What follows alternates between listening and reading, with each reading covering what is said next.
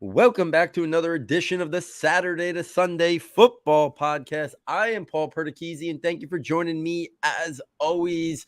Really excited to be joined by special guest this evening, Mr. Matt Williamson. Matt, welcome back to the Saturday to Sunday Football Podcast. Really excited to have you. Absolutely. This is going to be a blast. I'm glad we get to do this at least once a year, and it's always a good time. Let's dig in, man. There's lots to talk about.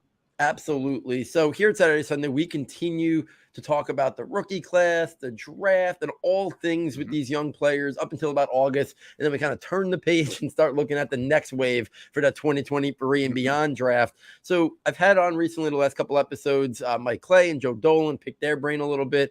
I want to start with you a little bit different than where I started with them. I know you have a lot of thoughts on the Pittsburgh Steelers, a team close to you there.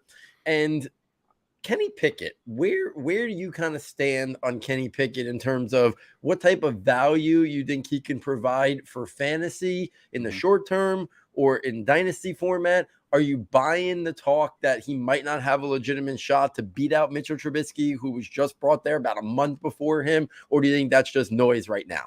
Yeah, and you mentioned this. I do a lot of work directly for the Steelers. I'm not a Steelers employee, but I get a check with Mr. Rooney's signature on it and a big Steeler helmet. And I live at camp, and I'm there quite a bit. So this is the team I am most out in with, of course. I didn't see Pickett as a top 20 player, but right outside that, if I were the GM. So I was a little wishy-washy on the pick, and to pull it back the curtain, I spent 3 years on the Pitt staff too, and I'm a Pitt guy through and through as well. So I was as unbiased as I could possibly be. Here's how I think the quarterback situation projects right now. They were very high on Trubisky and targeted him from the start. And in my shows leading up to free agency, that was I thought Jameis Winston and Trubisky were the perfect guys to go get on the cheap, try to revive a talented player that was drafted in the top 2. Mariota kind of fit there too, but he was third on my list. And they did exactly that. And since he's been here, I know they're very happy with him. They are excited about his tools. They think that he's come a long way that year in Buffalo. For people that don't know, the head coach at Buffalo, the head coach in Pittsburgh, went to the same college. They're best buds. I'm sure he came with a glowing recommendation coming out of Buffalo. And I'm not saying it's not a competition. I just don't think that there's much of a chance that anybody but Trubisky is the starter unless he falls on his face. You know, I mean, can Pickett come in like Russell Wilson did after Seattle signed Flynn and just light the world on fire and take the starting job? Sure, it's possible, but I think Trubisky is the guy they want to give every chance to succeed, and he fits this scheme really well. His numbers when orchestrating play action are great. He's a good runner. He's mobile. Not that Pickett isn't, but right now the pecking order is Trubisky, Rudolph, who they might trade for a 5th or 6th round pick or something like that, and then Pickett. So on game day, I'm not even sure Pickett would be active because they trust Rudolph to get him out of games if the starter goes down.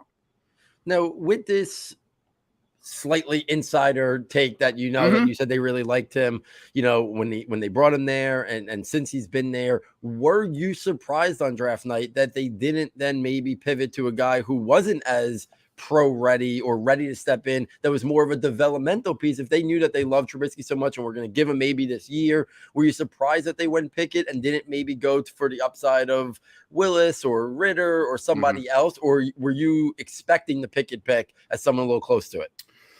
I was not expecting the Pickett pick, and there's plenty of audio evidence of me saying going into the draft that I preferred Willis, that if Willis was there at 20, I'm going to grab him. And I was as shocked as anyone that he lasted 3 rounds. I have heard some things, and this isn't a negative on Willis, his ability to learn or anything like that, but he just has so far to go with the schematics, the X's and O's, the understanding and orchestrating of an advanced college offense, let alone an NFL one. I think that's the only reason he fell, is he's a year away from being a year away, which, as an outsider, I didn't 100% know. As a former scout, and for people who don't know, I did a year scouting with the Browns. Knowledge is king. And for people who don't realize this, if you look at the Steelers facility, there's a wall right down the middle with 4 practice fields in the back. And on the right side is Pitt, and on the left side is the Steelers. And there's a little cafeteria on the left, and they share the same parking lot and the same indoor facility, which is on the other side of the parking lot. So where I'm going with this is they have more knowledge of this prospect than any team had of any prospect in the entire draft. I mean, there's just no way around it. Yeah, and I think you make a really good point there that we have to realize sometimes from the outside perspective, the people who just do this as a side hobby or just really get into the draft, that there's personalities involved and people. Yeah, there's personalities. And also it's not sometimes only about the traits, because you could stack up Malik Willis's traits with a lot of guys who've went over the last couple of years. But what we don't have any access to is what they ask them to do on the whiteboard, what they ask them to do in terms of reading defenses, if they show them film and stuff like that. And if they think he's light years away, well, that's obviously going to bring him down the board, even though we've seen first-round quarterbacks, the list goes back way, Christian Ponders, and, the list goes, it's never ending, who had less physical talent than a guy like Malik Willis. But if they think, like you said, he's a year away from being a year away, right? Well, Pittsburgh's kind of looking to turn this around quick. They think they have the pieces probably in place to be a competitor this year, or at least maybe a playoff team or push for the playoffs. So that probably also said, okay, well, if Trubisky fails, Pickett is a guy who is more pro ready. We have all this insider information on him that we know that maybe he could at least, pick up, where we thought Trubisky was going to bring us and be a functional guy, whether you want to say Mac Jones, good Andy Dalton, Kirk Cousins, pick a name from that kind of type of quarterback. So yeah, that makes a lot of sense there. While we're on the topic of Pittsburgh, real quick, Paul, just their version of a rebuild is not the same as the Jags version of a rebuild or what the Bears are going through. I mean, that organization, Mike Tomlin can't walk down to Cam Hayward and be like, Sam, we're going to probably win 3 or 4 games this year. You'll be all right. Cool. Like, that's just not how the organization thinks or acts. Yeah, that makes a lot of sense. And if we stay with Pittsburgh for a second, because I haven't divulged too much into this on the last couple episodes with some of my great guests. Where do you kind of stand on, I guess, first George Pickens and a little bit lesser to extent Calvin Austin? If we tie it into what is your initial read 8-9 months away from free agency next year in terms of what you think the Steelers may be leaning with Diontae Johnson, Chase Claypool, long-term with those guys? Listen, we've seen a lot of wide receivers change homes that we weren't expecting to. It's started to become a little bit of a trend. We'll see if it's a long-term trend or a short-term trend. But where's your kind of thoughts on the guys who are in that building now? And then the new wave of guys who were drafted, were they looked at as future replacements? At least one of them, maybe, if not both of them. Maybe it makes sense a little bit of that wide receiver room for people maybe who are drafted late still in rookie drafts, or even thinking long-term in terms of finding value in trades and dynasty leagues. I'll do my best because I have mixed feelings and I don't have a great pulse. And I think we'll get answers soon. But no team in the league has used more day 2 picks on wide receivers. It's almost every year. Juju, James Washington, the guys you mentioned. Every year they almost use a day 2 pick on receivers.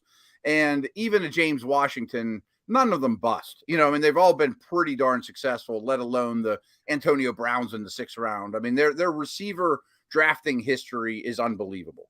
And I've been saying this a lot this offseason, that if you or I were to write a book, the history of the wide receiver position in the NFL, I think this offseason would be its own chapter. Like, this is a pivotal time where some teams are saying, I'll trade Tyreek Hill, I'll trade Devontae Adams and draft and not spend a ton there, especially if I have a big-time quarterback. Where other teams are going, I'll pay the stars, the A.J. Browns. That there's so many that come into the league and you can get them at a discount, as you know as well as anyone, day 2, day 3 guys.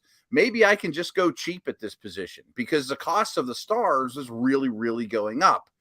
But they also have a ton of cap space, and they don't have Ben's big contract anymore.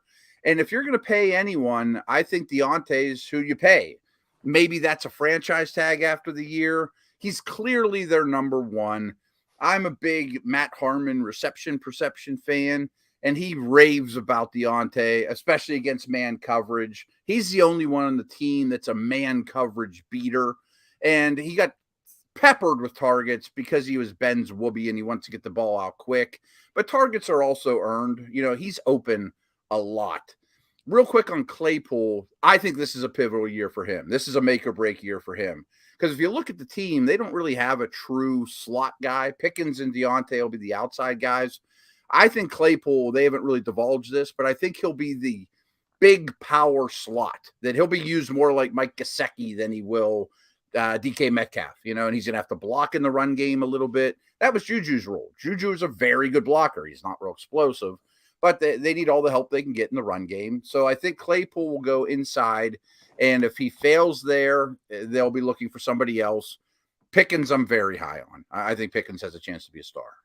Yeah, and listen, I know there are a lot of really respected people in the community. I know Greg Cosell, I think, had him as his number one wide receiver. Yeah. So like there's a lot of people, maybe some maturity issues, the injury concern. But if you put that all to the side and just looked at his film, I thought he was the most prototypical true X wide receiver maybe in this draft class. Well said. So if he gets an opportunity, as soon as next year to maybe be an integral part of that wide receiver at the top of that depth chart, I think maybe he's even being slept on a little bit, in rookie drafts that have already happened, or maybe, future rookie drafts where guys like Sky Moore and Christian Watson are going ahead of him because they kind of have that immediate opening, but they're coming from smaller levels of school. I don't think they're talent. I don't think just natural talent, they're as talented as George Pickens. So it's like, again, we're going down that rabbit hole of drafting for year one, and we know that's a dangerous thing to go down in dynasty. If you still had a rookie draft left, would you go Pickens before you went Sky Moore or Christian Watson? Well ahead of Watson. Watson scares me, to be honest with you, because I think his ability to earn Aaron Rodgers' trust, which we know is going to be unbelievably important, I think is going to be really tough on Watson, especially early in his career.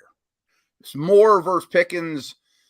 I have both of them ahead of Olave and Dotson. And, so I was really high on both, but that's a conversation for me. I think Sky Moore's landing spot is tremendous.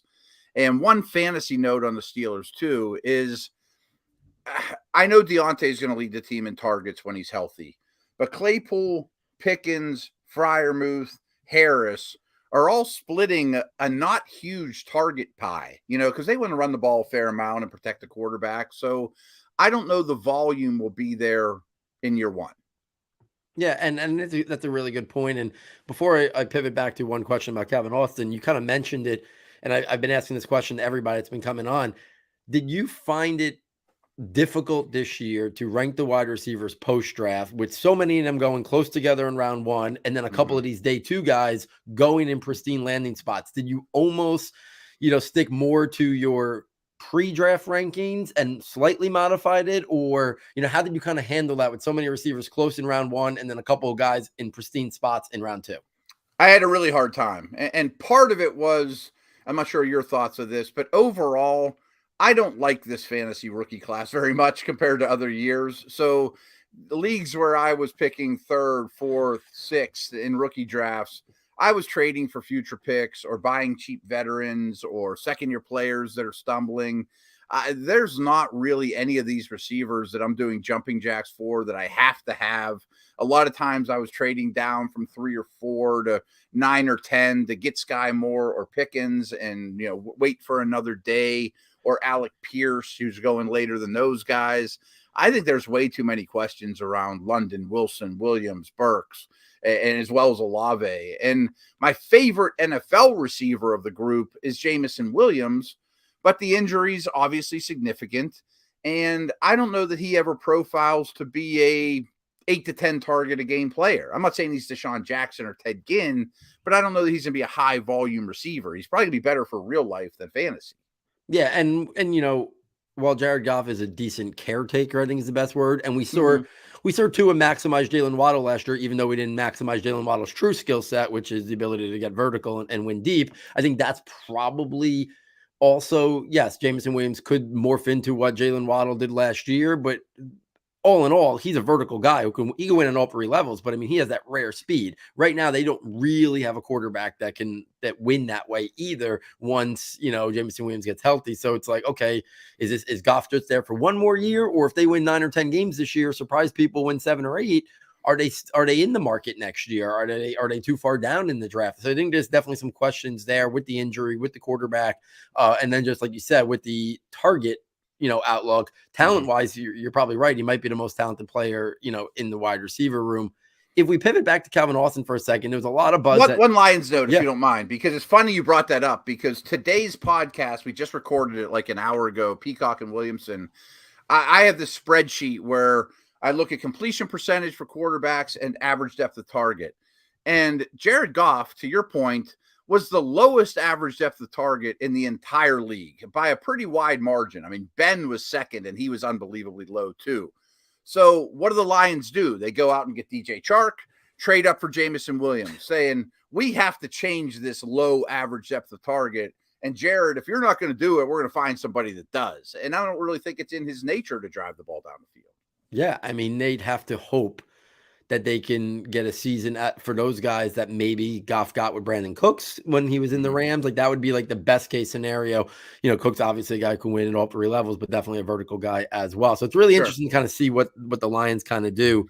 Back to Calvin Austin for a second. There was a lot of buzz that the Ravens were targeting him. Now, while I agree with that, they did have a ton of picks in that round. So I don't really feel bad that they got sniped. But I don't think they got shortchanged on draft day. Yeah, definitely not. Do you think that Calvin Austin could be a guy that maybe the Steelers, listen, the Steelers, their track record, like you said, is phenomenal, right? Once upon a time, they say Diontae Johnson was like their number one wide receiver that year. Who do we to say disagree based on what he's became since? But like, do you think they maybe like Calvin Austin even far higher than where they picked him, and they look at him as a guy that maybe they can develop into another, what do you want to say, diamond in the rough or whatever, a guy who could be an impactful player, especially if the opportunity opens up down the line? It was my favorite pick, not fantasy related, just Steeler related, of their draft. And mentioned Greg Cosell. I mean, he had an extensive write-up on Austin saying, I know these small receivers are not prototypical outside guys that can beat man coverage, but Austin might be the exception, because he did it repeatedly in college. Everyone tried to press him because he's little. I mean, I've stood next to him on the practice field. He's little, he is a small guy, but he's not Dree Archer. Everyone around here is like, they drafted another Dree Archer. Like, he's not, that's not what he is. He's an outside receiver.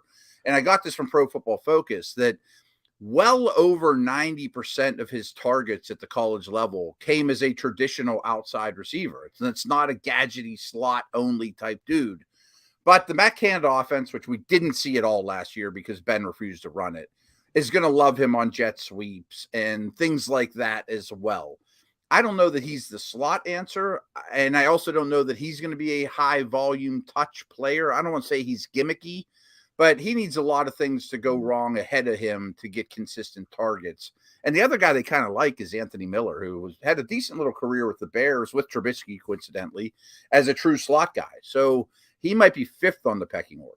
Yeah, that makes sense. And listen, we know Dave Berry, wide receivers, we're the odds aren't good, right? For every Amon-Ra St. Brown, there's 99 others that never become fantasy relevant, right? Right. Like, that was like a extreme outlier. And I like Amon-Ra St. Brown, but we'll see how he does with more guys there, especially down the stretch. Last year there was nobody there, and now they've obviously added there.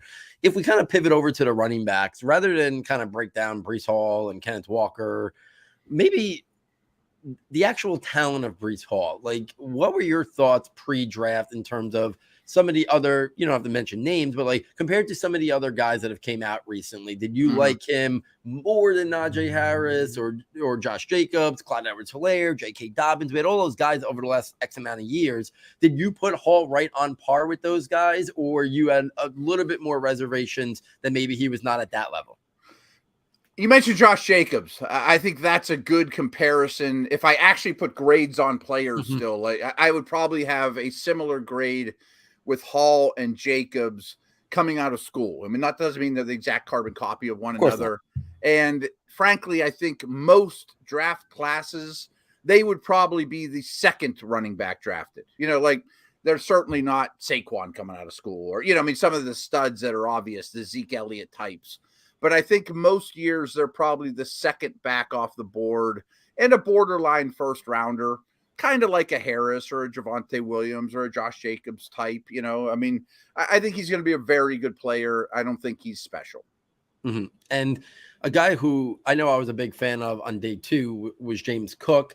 When you look at James Cook, do you see a guy that early on, we kind of know what his role is going to be. But do you think that's where he kind of lives? Or do you think he can maybe morph in? Like the comp that I've used for multiple years is the way Tennessee used Alvin Kamara in college, which was underutilized. I felt the same way about James Cook in Georgia. And why should Georgia have done anything different when they had that team and that stable of backs? They didn't need to use him in a variety of ways. But I do see a scenario that, what do you say, 15%, 20%, whatever the case may be. I could see a scenario where he starts out in that JD McKissic role, which Buffalo wanted to sign this year, but he becomes a guy that might be harder to get off the field than if JD McKissic was there, and maybe his role slowly starts to grow. We know he's not going to be a pounder in between the tackles for 20 carries a game, but do you look at a guy like Cook and you say, while he is what he is now,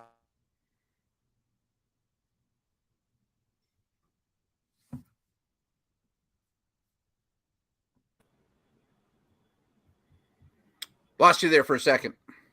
Yep, I think I got you back. Okay. Yeah. I like Cook a lot. And you mentioned, why would Georgia change what they're doing? They wouldn't. I mean, they have the best defense we've ever seen, and they never have to play from behind. I do believe that if Cook was at at Pitt, where he would have got a lot more carries, so I'm a big fan. By no means do I think he's Naheem Hines, or even McKissic for that matter. And for people that don't know, the Bills had discussions. I don't know how far they went, but they had discussions with Carolina about acquiring McCaffrey. Then in free agency, as you mentioned, go sign to McKissic, who is an elite receiver. I mean, like poor Antonio Gibson can't get any receiving work because McKissic's just too good at it. And then they settled, or plan C was James Cook. And I think it's a phenomenal addition. And I'm with you that I think more and more he'll be tough to get off the field. You probably know this better than I do, but I think he's adequate or in protection. I mean, you would know better than I do, I think. I mean, he certainly isn't bashful or turning it down, and I think Big Brother's probably helped him a little bit with that and the toughness. My worry for fantasy, though, and I own him in a lot of spots and had no problem taking him mid to late first round in rookie drafts. I don't know that he's going to score many touchdowns. I mean, he's not going to be the short yardage back. That's Josh Allen or some big guy. So I think most of his touchdowns are going to have to come from distance. Yeah, and whether or not Buffalo changes their philosophy, while Devin Singletary ran a lot of routes, he didn't get a lot of targets. So it'll be a little bit of, yes, does James Cook pick up for the loss of Cole Beasley at all, or some of the other targets that are up for grabs there? But if those things, kind of pivot over to somebody else, well, then are they changing their philosophy? And all of a sudden, so I think there are some question marks. I'm still buying. I agree with you. I would have no problems, especially in a full PPR, somewhere in that first round, mid to late round one. I could totally see the case for him. Paul, I bet Buffalo is thinking Josh Allen takes a beating more than any quarterback in the league, like a Cam Newton, workload. And we just gave him all this money. We can't lose Josh. So we're going to tell Josh that when plays break down, dump it to Cook or get it out of your hand. I just don't think Josh is going to do it. That's great to say. Not yet. Right. He's going to run over a linebacker. Yeah, so you're right. And he has his mindset, and he's too young and too talented right now to probably coach that out of him. That's just his playmaker mentality since he's been at Wyoming. If we open I wish the floor, Matt Ryan was James Cook's quarterback. Yes. Yeah, well, that's why all that Naheem Hines talk this offseason about how many catches he might have, that would all be James Cook if things had broke, potentially differently. From the other day 2 guys or anybody from day 3, is there a running back or two, either based on what you thought of them as a player on film or a landing spot, that you're most intrigued with? I think it's a very, like you said, lackluster group. Yeah. But is there somebody from the Brian Robinson, Damien Pierce, Tyler Algier, Isaiah Spiller, Pierre Strong Jr.? I mean, I could probably list a couple more, Hassan Haskins, et cetera, et cetera. Is there one or two that you've found yourself maybe getting in some drafts because you like their film and they're falling, or you like where they're going, in terms of drafts, or just somebody in general that you might like the landing spot? Yeah, a couple of them I'll touch on. Damien Pierce, I think, is my 3rd or 4th. I can't remember if I had him or Cook ranked higher. Just fantasy before the draft. Running backs I like, and obviously he's much different than Cook. I think, I mean, for people who don't know, go look at the stats for Texans running the ball on 1st and 10. It's like historically bad. It's like a 0.1 yards per attempt on 1st and 10. So they need, that why they draft Kenyon Green in the first round and a banger running back not far after. They need to get positive yardage on 1st and 10 to have any chance of success. My worry is, and it's not at all a problem with the player, they just have a lot of backs and a lot of Patriot philosophies down there. Is Rex Burkhead going to eat it? I mean, guys like that. Like, I already think Pierce is their best running back and will look that way in the preseason. I just don't think they'll ever make a workhorse out of him because it's not what they believe. The opposite might be true for Tyler Algier, who I didn't really like his tape that much. I thought he was a real Michelob Ultra version of James Conner, and I don't mean that as a compliment, really. I mean, pretty monotone player, but I don't think Cordero Patterson's an NFL running back, and I think that started to come to fruition late in the season. And by no means is he Derrick Henry, but I think they want the offense to go through a bruising running back, and Algier to me has a chance to be the number one before long. The other one I've been picking up a lot more that I'm a little shocked that he goes as late as he does in rookie draft is Tyrion Davis-Price. You mentioned Greg Cosell. He raved about Tyrion Price, Davis-Price coming out of LSU. And I think what people hold against him is Joe Williams and Sermon and these Niner backs that got drafted that apparently Shanahan loved, and then nothing ever happened to them. Well, I don't know why we hold that against Tyrion Davis-Price. Yeah, and he's a guy that's actually been growing on me a lot too, and I've been trying to see if I can get him in places because, yes, they have had some annoying picks that have not materialized for fantasy. But at the same time, we know their scheme and their system produces great to elite rushing production. And they got he's the one, he's a superstar. If he's the one, I don't even care if he's a good player. Yeah, exactly. Right. And I mean, look what they've gotten out of Raheem Mostert. Look what they've gotten out of Jeff Wilson when he was given a chance. Look what they've gotten out of Elijah Mitchell.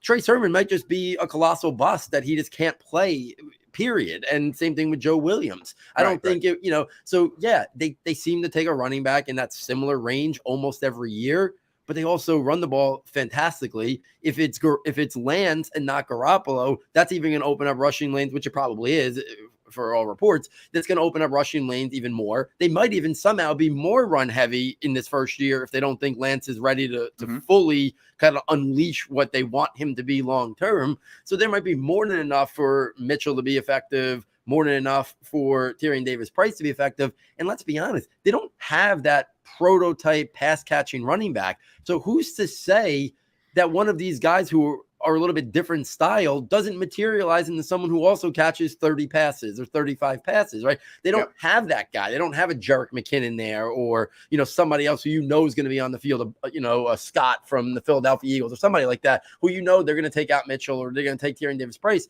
So they're going to have one of these guys, probably whoever is the best pass protector from the group is going to be on the field, maybe in passing downs. And there could be some even dump offs there, as Trey Lance, learns everything that, Kyle Shanahan's going to put on his plate. So yeah, I really like the Tyrion Davis-Price. He's been a guy that I've been kind of, inching up my rankings a little bit because I just think people are so down on him because of what happened last year with Trey Sermon. But a year ago, think about Trey Sermon was going in round 1, which was lunacy at its own right. But at the same time, that's how high we thought of the landing spot because it was San Francisco. And now a year later, it's like totally reversed the other way. Same draft capital, basically. But now nobody wants to even be in as like a second or early third round pick, which I think is a little bit now too far the other way. So, Matt, thank you so much. One other name I just want to throw out super quick is about a round later, I've been picking up Keonta Ingram as well. And I don't love him either, but I'll take James Conner's backup. I mean, again, I'm a Pitt guy. I'm a Steelers guy. I root for James Conner. Don't get me wrong. I just don't think he's going to stay on the field much the next 2 years. And that's a good offense. And I think there's a real easy path for Ingram to be the clear handcuff. Yeah, I mean, Darrell Williams signed, Benjamin, but Keonta Ingram is right there in the mix. He's younger. They drafted him. They might want to really give him an opportunity than some of these guys who've been in the building or a veteran. So, Matt, thank you so much. Always a pleasure for you to hop on the pod and chat it up with you about these rookies. Please, I'm sure most of my audience is following you and your work, but please let them know where to find you. Let them know what you're working on, the podcast, any written content, et cetera, et cetera. And thanks again for coming on. Yeah, I'm at Williamson NFL on Twitter, and I'm reasonably active there, usually just retweeting stuff I put out. And the two podcasts I would recommend are Peacock and Williamson. That's every day, and it's just like my old Football Today time at ESPN. And Locked On Dynasty, which some people might like, is Ryan McDowell and myself do 2 nights a week of that, which is fun. And we talk Dynasty, and that used to be Dynasty Blueprint. So these are all Locked On network, and that's been great for me. Guys, if you're not checking out those podcasts, you're doing it wrong. Ryan and Matt are two of my favorite in the industry to listen to their takes. So make sure you're subscribing to all his podcasts, checking out all his content as well. So on behalf of Matt, on behalf of our sound tech engineer, David Nicano, and myself, thank you for joining us. And I look forward next time taking you from Saturday to Sunday.